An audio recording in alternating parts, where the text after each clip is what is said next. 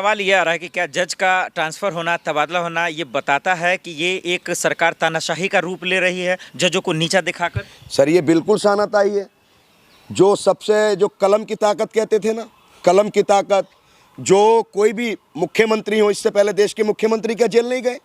प्रधानमंत्री क्या जेल नहीं गए? बड़े बड़े एमपी, बड़े बड़े उद्योगपति, बड़े बड़े इंडस्ट्रियल क्या जेल नहीं गए? देखिए कोई भी एक, चाहे सड़क पर बूट पॉलिश करने वाला व्यक्ति हो, या देश का प्रधानमंत्री हो, या देश का गृह मंत्री हो, अगर कोई भी गलत करेगा तो देश का न्यायालय और हमारे देश की जो कानून व्यवस्था है उसको भी आरोपी बनाकर जेल भेजने का काम करेगी। ये देश अनुज चौधरी का नहीं है, ये देश योगी आदित्यनाथ जी का नहीं है, ये देश मोदी जी का नहीं है, ये देश राहुल गांधी जी का नहीं है। ये देश 140 करोड़ देशवासियों का देश है, और ये देश किसी बाबा के बुलडोजर या किसी की तानाशाही या किसी की राजनीति से नहीं, बल्कि बाबा साहब के संविधान से चलेगा। ये उन लोगों के लिए मैसेज है जो देश में तानाशाही कर रहे हैं। सर, अनुज चौधरी को भी तो इसी लोकतंत्र और संविधान में बात रखने का हक है ना। वो ये कह रहे हैं कि वो पत्थरबाज जो थे वो कौन थे? सर देखिए, उस क्षेत्र के इंचार्ज वो थे। पूरी जो इतना अति संवेदनशील क्षेत्र था, जहां मंदिर मस्जिद का विवाद था, उस क्षेत्र को उन्होंने सील क्यों नहीं किया? वहां पे धारा 144 क्यों नहीं लगाई? वो उपद्रवी आखिर कौन थे?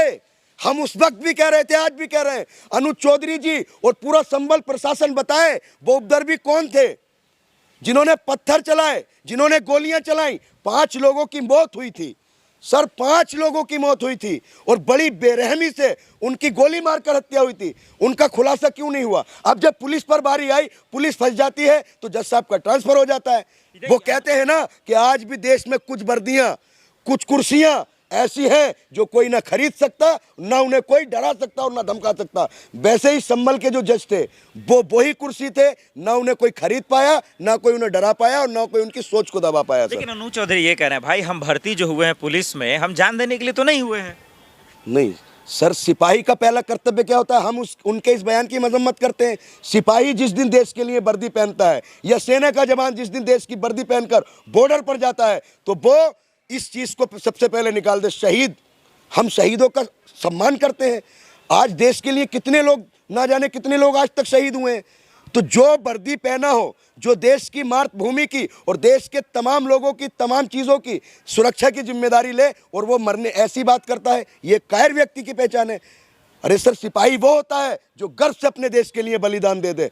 वीर गति उसी को प्राप्त होती है जो भारत माता की जय और जय हिंद का नारा लगाकर फौज पर दुश्मनों की टुकड़ी पर चढ़ाई कर देता है। वो देश का जवान होता है, वो देश का सिपाही होता है। चौधरी कह रहे हैं, यार मेरा भी तो परिवार है, हम मरेंगे तो फिर कैसे रक्षा करेंगे देश की? ये तो मार रहे हैं, पत्थर के शक्ल में नकाबपोश गुंडे आ रहे हैं, और अपने ही देश के हैं। सर उनका ही परिवार है, हम हर परिवार की और हर जान की हम मांग करते हैं, सुरक्षा रहनी चाहिए।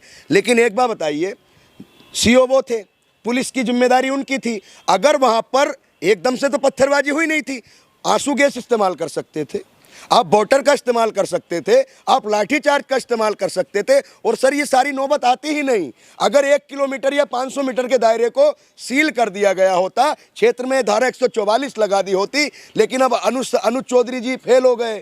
वहाँ पर बलवा हो जाता है, वहाँ पर पत्थरबाजी हो जाती है, वहाँ पर 5 लोगों की मौत हो जाती है। अब जब अपनी नाकामी को छुपाने के लिए, अब उनका जब केस हुआ, कोर्ट ने आदेश दिए, अब वो सरकार के समर्थन में चले गए। क्या ऐसी वजह होगी जो कोर्ट आदेश दे देता है, उसके बावजूद न योगी जी सुन रहे हैं, न उनकी पुलिस सुन रही है? ये क्या खुल्लम खुल्ला जो है गुंडागर्दी देखने के शक्ल में देखने को मिल रहा है? देखिए सर, ये गुंडागर्दी है और ये संविधान के खिलाफ है। जब एक व्यक्ति आरोपी हो गया, उसकी रिमांड लेनी चाहिए थी। भाई एक 14 दिन की न्यायिक प्रक्रिया होती है, 4 दिन की होती है, उनसे पूछताछ की जानी चाहिए थी। उनकी जो पूरी टीम थी अलग अलग, उनसे पूछताछ होती तो पता चलता ना। अगर अनुज चौधरी जी दोषी नहीं थे तो दूध का दूध और पानी का पानी हो जाता। लेकिन जज साहब का ट्रांसफर होना कहीं ना कहीं ये दर्शाता है कि अनुज चौधरी जी जो 5 हत्याएं और दंगा हुआ था उसमें कहीं ना कहीं दोषी थे और उनकी नाकामी थी। सर क्या उनकी जगह सलाखों के पीछे है, जेल में जाना चाहिए अनुज चौधरी? सर देखिए, सबसे बड़ा जो अदालत होती है, जो सदन होता है, जहाँ से जो न्यायालय होता है, जहाँ हर व्यक्ति को, अमीर से अमीर, गरीब से गरीब व्यक्ति को उम्मीद होती है कि मुझे जब कहीं से न्याय नहीं मिलेगा तो मुझे कोर्ट से न्याय मिलेगा। एक गरीब व्यक्ति भी बड़े से बड़े राजनेता से बड़े उद्योगपति से कहता है कि मैं तुझे कोर्ट में देख लूँगा।